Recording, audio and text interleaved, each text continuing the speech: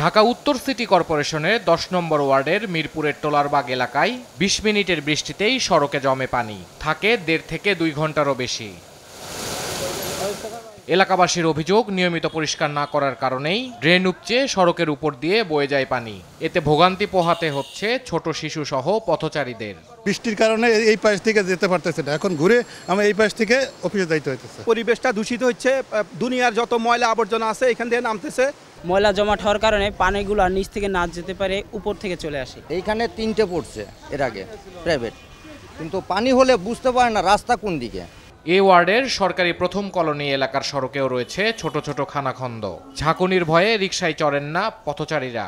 তো আমার যেমন ব্যাক পেনে এখান থেকে রিকশায় আমি কখনো ওঠার সাহসই করি না, হেঁটে যাই যত কষ্টই হোক। কষ্ট তো হইবই, রাস্তা দেখেন রাস্তার কি অবস্থা, রাস্তা তো অনেক ভাঙ্গা, রাস্তা যদি ভাঙ্গা দেখে কষ্ট হইব না। যে কোনো একটা রিক্সা আসলে সামনে যাইতে চায় না, আবার অনেক সময় বিদ্যুৎ না থাকলে পরে অনেক লোকজন আছে ওই উষ্টা খায় পড়ে যায়। ১০ নম্বর ওয়ার্ডের বসুপাড়া মহল্লায় সড়কের উপর দিয়ে বয়ে যাচ্ছে ড্রেনের পানি। সামান্য বৃষ্টি হলেই ঘরে ঢোকে পানি।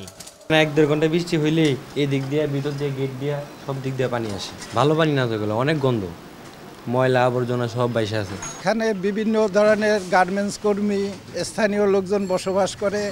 সামান্যতম বৃষ্টি হইলে এই এলাকা বুক পরিমাণ পানিতে ভিজে যায়।